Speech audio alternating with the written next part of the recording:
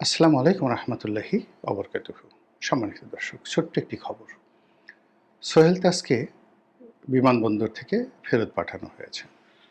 তার ইচ্ছা ছিল তিনি আমেরিকাতে যাবেন। আমেরিকাতে তার ঘর আছে, সংসার আছে, হয়তো আরও অনেক কিছু আছে। তো তাকে আমেরিকাতে যেতে দেয়া হয়নি। তিনি বিমানবন্দর থেকে ফেরত এসেছেন বলে সামাজিক মাধ্যমে তোলপাড়। মূলধারার কোনো গণমাধ্যমে এই ধরনের খবর কিভাবে আসছে আমি দেখিনি। এই কারণ হলো আমি গত কয়েকদিন ঢাকার বাইরে ছিলাম বেড়াতে বেড়ানোর জন্য। তো ওখানে মূল পত্রিকাগুলো দেখার সুযোগ হয়নি। কিন্তু সোশ্যাল মাধ্যমে এই খবরটি চলে আসছে এবং খবর যেভাবে আসছে তাতে মনে হচ্ছে যে ঘটনা সত্য এবং এটা নিয়ে ভীষণ রকম তোলপাড় চলছে।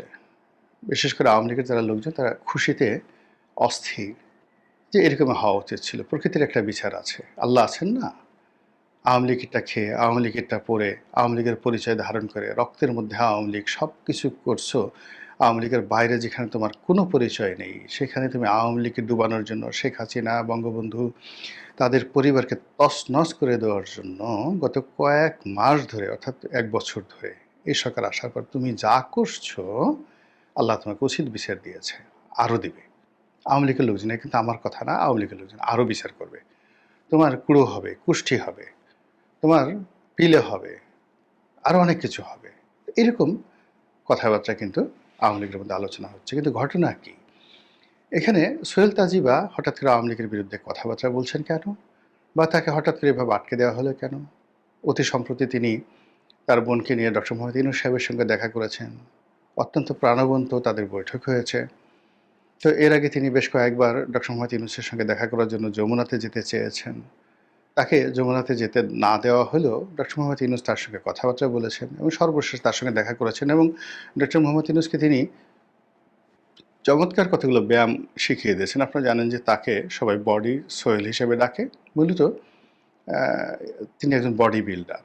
তার একটা ভালো আ জিম রয়েছে। তো তিনি সেখানে খুব যত্ন সহকারে নিজের স্বাস্থ্য তিনি মেইনটেইন করেন। আর আ সবাইকে স্বাস্থ্য সচেতন করার জন্য তিনি মোটামুটি একটা আন্দোলন গড়ে তুলেছেন এবং এই লাইনে অর্থাৎ জিমের মালিক তিনি নিজে বডি বিল্ডার এবং সোহেল তাজের মতো এরকম একজন বর্ণাঢ্য রাজনৈতিক পরিবারের সন্তান, এটা বাংলাদেশে নেই। ফলে তার যে জিম, এটা নিয়ে অনেক সুন্দর কথাবার্তা হয়। তো সে কারণে তিনি যেখানে যান তাকে ওই বডি সয়েল হিসেবে বলে এবং সবাই বলে যে আপনি এরকমভাবে বডি নিয়ে থাকলেই ভালো, মানুষের স্বাস্থ্য সচেতনতা তৈরি করেন, রাজনীতি আপনার সাজে না, আপনি পলিটিক্যাল লোক নন। অনেকে নিরপেক্ষ লোক এইভাবে কথা বলার চেষ্টা করেন। তো সেই মানুষ ডক্টর মোহাম্মদ ইউনূসের সঙ্গে দেখা করলেন। দেখা করার পরে আন্তরিকতাটা এমন পর্যায়ে গেল যে তিনি তাকে কতগুলো ব্যায়াম শিখিয়ে দিলেন যে আপনি আর এই বয়সে এই ব্যায়ামগুলো যদি আপনি করেন তাহলে আপনার পায়ের মাসেলগুলো ভালো থাকবে এবং আপনার এই মাসেলগুলো ভালো থাকবে। স্পষ্ট যেটা বোঝা যাচ্ছিল তিনি যেভাবে কথাবার্তা বলেন। তো এত সুসম্পর্কের পরেও কেন তাকে যেতে দেওয়া হলো না? এটি হলো প্রশ্ন এবং এটা কিন্তু বাংলাদেশের রাজনীতিতে একটা ভীষণ রকম অশনির সংকেত। বাংলাদেশে কয়টা ঘটনা ঘটে গেছে। হাসনাত আব্দুল্লাহকে ক্যান্টনমেন্টে ঢুকতে দেওয়া হয়নি, এই একটা ঘটনা। আর সোহেল তার সাহেবকে দেশের বাড়ি যেতে দেওয়া হয়নি। তো সোহেল তার সম্পর্কে পরস্পর বিরোধী দুটো বক্তব্য রয়েছে। যেটা সবাই আলোচনা করছে। সেটা হলো যে উনি স্বরাষ্ট্রমন্ত্রী বা প্রতিমন্ত্রী যখন ছিলেন, তখন যেকোনো কারণে তিনি সেখান থেকে চলে গেছেন। এখন তিনি বলছেন তিনি পছন্দ করেননি। অনেক দুর্নীতি, অনেক অনিয়ম এবং অনেক কর্মকাণ্ডের সঙ্গে তিনি সামঞ্জস্য রক্ষা করতে পারেননি। যার জন্য তিনি যেভাবে চলে গেছেন এটা শেখ হাসিনা চাননি। শেখ হাসিনা যে তাকে ভালোবেসে চাননি, নট লাইক দ্যাট। তার একটা উপহার। তাকে মন্ত্রী বানানো হয়েছে। সেই মন্ত্রীটা মুখের উপর ছুঁড়ে ফেলে দিয়ে তিনি চলে যাবেন। এটা শেখ হাসিনার জন্য একটা অপমান ছিল। এজন্য শেখ হাসিনা প্রাণান্ত চেষ্টা করেছে তাকে ছলে বলে কৌশলে আবার সেই আওয়ামী লীগের মধ্যে আনানো এবং আওয়ামী লীগের ট্যাবলেট খাওয়ানোর জন্য। কিন্তু জনাব সোহেল তাজ একবারে ফাইনালি বলছেন যে আমি আর রাজনীতি করব না। তো আমরা ইতিমধ্যে বেশ কয়েকবার দেখেছি যে উনি গণভবনের সামনে গিয়েছেন, গণভবনের ভিতরে গিয়েছেন। মানে গণভবনের সামনে উনি ভিতরে যাওয়ার জন্য যাননি। সামনে কতগুলো দাবি দেওয়া নিয়ে গেছেন। বিশেষ করে তার পিতার স্বীকৃতি নিয়ে তিনি গেছেন। আবার কখনো তার বোনকে নিয়ে বা তিনি একা শেখ হাসিনার সঙ্গে দেখা করতে গিয়েছেন এবং আমরা দেখেছি যে শেখ হাসিনা তাকে খুব স্নেহ করেছেন। তাকে জড়িয়ে ধরেছেন একেবারে নিঃসন্তানের মতো। তাকে খাবার খাইয়েছেন। আমরা তখন বুঝেছিলাম যে হয়তো তিনি আবার আ রাজনীতিতে ফিরে আসবেন। কিন্তু এটা শেখ হাসিনার একটা ডিপ্লোম্যাসি। এই ডিপ্লোম্যাসি আ শেখ হাসিনা সবার সঙ্গেই করেন। কিন্তু তিনি তাকে নেবেন বা পুনর্বাসিত করবেন, এটা কখনোই আ যাকে বলা হয় শেখ হাসিনার মনে ছিল না। এনিওয়ে এখানে দুটো বিষয় রয়েছে রাজনীতিতে বিটুইন তাজউদ্দিন পরিবার এবং বঙ্গবন্ধু পরিবার। বঙ্গবন্ধু পরিবার মনে করেন যে তাজউদ্দিন সাহেবের জন্য অনেক সমস্যা তৈরি হয়েছে। ১ম সমস্যা হলো যে মুক্তিযুদ্ধের সময় মূলত ৩ টে গ্রুপ খুব স্ট্রং ছিল। আ তাজউদ্দিন সাহেবের যে গ্রুপটি এরা মূলত একেবারে রয়ের সরাসরি নির্দেশে চলতেন। তারপরে ইস্টার্ন কমান্ডের নির্দেশে চলতেন এবং ইন্দিরা গান্ধীর সঙ্গে তাদের ওয়ান টু ওয়ান রিলেশন ছিল, এমনকি বেটার দ্যান বঙ্গবন্ধু। বঙ্গবন্ধুর সঙ্গে কিন্তু ইন্দিরা গান্ধীর ওয়ান টু ওয়ান রিলেশন ছিল না। এই রিলেশনটা ছিল তাজউদ্দিন সাহেবের। তো এই গেল একটা গ্রুপ। আরেকটি গ্রুপ ছিল শেখ ফজলুল হক মনির নেতৃত্বে একটা গ্রুপ এবং সেই গ্রুপের সঙ্গে তুফাইল সাহেব, আমির হোসেন আমু, তারপরে আব্দুর রাজ্জাক সাহেবের মতো লোক ছিলেন যারা পরবর্তীতে মুজিব বাহিনী নামক একটা স্বতন্ত্র বাহিনী গড়ে তুলেছিলেন। মূলত নেতৃত্বটা যেন আওয়ামী লীগ এবং বঙ্গবন্ধু পরিবারের বাইরে চলে না যায়। এজন্য একটা বাহিনী, আলাদা একটা মুজিব বাহিনী গড়ে তুলেছিলেন। মূলত তাজউদ্দিন সাহেবকে প্রোটেক্ট করার জন্য এবং তাদের ধারণা হয়েছিল যে তাজউদ্দিন যেভাবে ভারতের সাথে নেগোসিয়েশন করছে, তাতে করে যদি ভবিষ্যতে স্বাধীনতা আসে, তাহলে সেই স্বাধীনতা এবং সার্বভৌমত্ব এক্সক্লুসিভলি বাংলাদেশের হবে না। এটা অনেকটা সিকিম হয়ে থাকতে হবে। এবং যে কথা ছড়িয়ে পড়েছিল যে ভারতের সঙ্গে তাজউদ্দিনের নেতৃত্বে একটা মৈত্রী চুক্তি হয়েছিল, যেটি বঙ্গবন্ধু পরবর্তীতে ছিঁড়ে ফেলেছিলেন। সেখানে পররাষ্ট্রনীতি থেকে মিলিটারি করা রাখা থেকে শুরু করে মানে এরকম অনেক অকথ্য প্রচার আপনি এখনও জামাতের কাছে পাবেন। যে চুক্তিটি হয়েছিল যে এই শর্তে ভারত বাংলাদেশকে সহযোগিতা করছে বা করবে এবং সেটা তাজউদ্দিনের নেতৃত্বে হয়েছিল। পরবর্তীতে স্বাধীন বাংলাদেশে যখন সেই ব্যাপারে চুক্তি করার জন্য বঙ্গবন্ধুর কাছে সেই খসড়া দেওয়া হয়, বঙ্গবন্ধু সেটা পড়ে তেলে বেগুনে জ্বলে গিয়ে একেবারে ছিঁড়ে ফেলেছিলেন এবং ওই দিন থেকে তাজউদ্দিন সাহেবের সাথে বঙ্গবন্ধুর সম্পর্ক নষ্ট হয়ে যায়। এটা আমি আওয়ামী লীগের লোক নয়, এটা ওই সময়টিতে যারা মুসলিম লীগের ছিলেন, ইসলামী তাহজিব তমুদ্দিনের ছিলেন, কিন্তু স্বাধীনতার পক্ষের ছিলেন, আমি তাদের মুখ থেকে শুনেছি। অধ্যাপক দেওয়ান মোহাম্মদ আজরফ, শাহেদ আলী, সাংবাদিক অধ্যাপক আব্দুল গফুর, তমুদ্দিন মজলিস, এদের কাছ থেকে আমি এই কথাগুলো শুনেছি। এরা আওয়ামী লীগ করতেন না এবং বঙ্গবন্ধুকে পছন্দ করতেন না। তো যা হোক, এনিওয়ে, তো এটা নিয়ে শুরু হলো। আর দিল্লিতে এবং কলকাতাতে যে লবিস্ট গ্রুপ ছিল, তাজউদ্দিন সাহেবের একটা গ্রুপ আর শেখ ফজলুল হক মনির একটা গ্রুপ। সেই ফজলুল হক একটা মনির যে গ্রুপটি স্বাধীন বাংলাদেশে বঙ্গবন্ধুর ভাগ্নে হওয়ার কারণে তাজউদ্দিনের জীবনকে তিনি তছনছ করে দিয়েছিলেন, যেভাবে কলকাতাতেও তার জীবন তছনছ করে দিয়েছিলেন। ফলে এই যে শত্রুতা বঙ্গবন্ধু পরিবারের সাথে তাজউদ্দিন পরিবারের যে শত্রুতা, এটা রক্তে মিশে গেছে। থার্ড আরেকটি গ্রুপ ছিল পাকিস্তানপন্থী গ্রুপ।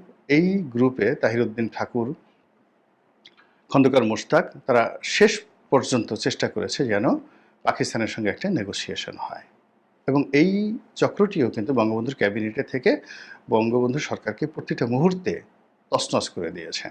এবং স্বাধীন বাংলাদেশে তাজউদ্দিনের একটা গ্রুপ, শেখ ফজলুল হক মনির একটা গ্রুপ, আবার ছাত্রলীগ থেকে বের হয়ে জাসদ একটা গ্রুপ, তারপরে বামপন্থী যে কমরেড মনি সিংয়ের নেতৃত্বে একটা গ্রুপ, সব মিলিয়ে যা কিছু হয়েছে বঙ্গবন্ধু পেরে উঠছিলেন না। এই গেল একটা। দ্বিতীয় যে বিষয়টি হলো, যখন স্বাধীন বাংলাদেশের অর্থমন্ত্রী রূপে তাজউদ্দিন আহমেদ সাহেব দায়িত্ব নিলেন, তিনি আজকের ডক্টর মোহাম্মদ ইউনূসের মতোই বা আজকের অনেক দেখবেন যে যাদের বিরুদ্ধে আপনার অভিযোগ আছে, খুব ভালো একটা ইমেজ আছে, যেমন আসিফ নজরুল, রেজওয়ানা বা অনেকের সম্পর্কে আমাদের যে ভালো ধারণা আছে, এখন আমরা তাদের সম্পর্কে যেরকম ধারণা পোষণ করছি ক্ষমতা লাভের পর, তার চাইতে খুব খারাপ একটি অবস্থা তৈরি হয়েছিল তাজউদ্দিন সাহেবকে নিয়ে, এবং আমেরিকার সাথে সম্পর্ক নষ্ট করা, তারপরে বিশ্বব্যাংকের সাথে সম্পর্ক নষ্ট করা, এই কাজগুলো জনাব তাজউদ্দিন সাহেবের জন্য বাংলাদেশে হয়েছিল। বিশ্বাস করেন, তিনি যখন অর্থমন্ত্রী, তখন তার সঙ্গে দেখা করার জন্য বিশ্ব ব্যাংকের প্রেসিডেন্ট বাংলাদেশে এসেছেন এবং তিনি বাইরে বসিয়ে রেখেছেন এবং তাজউদ্দিন সাহেব দেখা করেননি। ইতিহাস। তো এই জিনিসগুলো হয়েছে। পরবর্তীতে যখন বিরোধ প্রবল আকার ধারণ করে, তখন তাকে বলা হয় বা তিনি নিজের ইচ্ছায় সেই মন্ত্রিপরিষদ থেকে তিনি পদত্যাগ করেন। কিন্তু পদত্যাগ করার পরে যে বিপদটা হয়, সেটা হলো তার যে ভারতীয় লবিস্ট গ্রুপ ছিল বা তার সঙ্গে দিল্লির যে কানেকশন ছিল, তো বঙ্গবন্ধু তাকে স্নেহ করতেন, তাকে মানে প্রতিহিংসা তার প্রতি, বঙ্গবন্ধুর মধ্যে এই প্রতিহিংসাটা কখনো ছিল না।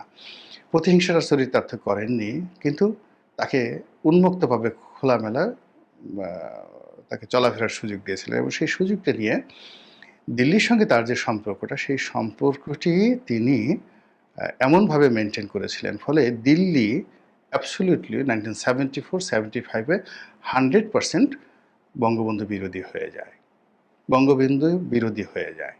এটা হলো বাস্তবতা। এবং বঙ্গবন্ধুর যে নির্মম মৃত্যু, তারপরে শেষে 15ই আগস্ট, এই ঘটনার পরে জেল হত্যার কারণে আমরা তাজউদ্দিন সাহেবের প্রতি খুব রেসপেক্টেড। কিন্তু আপনি যদি আওয়ামী লীগ যারা করে, সিনিয়র যারা নেতৃবৃন্দ বা ইতিহাস লিখে গেছেন, ওনার এই যে কলকাতা কেন্দ্রিক যে সরকার, তারপরে বাংলাদেশ অর্থমন্ত্রীকালীন যে তার জীবনযাত্রা, এবং পরবর্তীতে বঙ্গবন্ধু হত্যাকাণ্ডের আগ পর্যন্ত তার যে কর্মকাণ্ড, এটা যদি আপনি একটা গ্রাফে মেলাতে চেষ্টা করেন, আপনার অনেক চিন্তা চেতনা, দৃষ্টিভঙ্গি পাল্টে যাবে এই পরিবার সম্পর্কে। কিন্তু পরবর্তীতে যেটা হলো, বঙ্গবন্ধু হত্যাকাণ্ডের পর জহুরা তাজউদ্দিন তিনি এই পার্টির নেতৃত্ব নিলেন, এটা সত্য। এবং এই আওয়ামী লীগকে সুসংগঠিত করার জন্য তার অবদান কেউ অস্বীকার করতে পারবে না। এখন যদি ধরেন আওয়ামী লীগকে সুসংগঠিত করার জন্য কেউ এগিয়ে আসেন, এনিবডি, আপনার তাকে স্বীকৃতি দিতে হবে। কিন্তু দেখা গেল যে এরকম একজন বঙ্গবন্ধু বিদ্বেষী, শেখ পরিবার বিদ্বেষী, শেখ হাসিনা বিদ্বেষী, এরকম একজন লোক এই মুহূর্তে আওয়ামী লীগকে অর্গানাইজ করলো, কিন্তু যখনই শেখ পরিবার ক্ষমতা পাবে, তখন কিন্তু এটার আবার প্রতিশোধ ধীরে ধীরে নেবে। তো জহুরা তাজউদ্দিন এই আওয়ামী লীগকে সুসংগঠিত করেছে, এটা একটা পার্ট।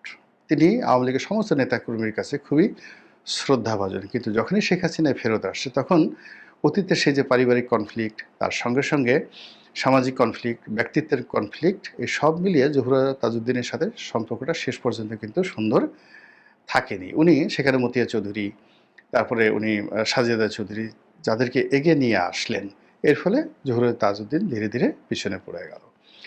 দ্বিতীয়ত, সেই জহুরা তাজউদ্দিনের সাথে যার সম্পর্ক খারাপ, শেখ হাসিনা ওই দেখা গেল যে সে আফসার উদ্দিন বা সামহাও এই সোহেল তাজের চাচা, তাকে এনে জ্বালানি প্রতিমন্ত্রী বানালেন। মূলত মানে তাজউদ্দিন সাহেবকে বাইরে দেখলো, সোসাইটি দেখলো তাজউদ্দিন সাহেবের ভাইকে মন্ত্রী বানানো হয়েছে, কিন্তু ওই পরিবারে একটা গৃহ বিবাদ তৈরি করার জন্য। তো এভাবে তিনি করেছেন। যেমন শেখ হাসিনার সাথে অনেকের সাথে, রাজ্জাক সাহেব বা তুফাইল সাহেব, অনেকের সাথে সম্পর্ক খারাপ, কিন্তু তিনি তাদেরকে দলের মধ্যে রেখেছেন, দলের মধ্যে রেখে আচ্ছা মতো চাপ মেরেছেন।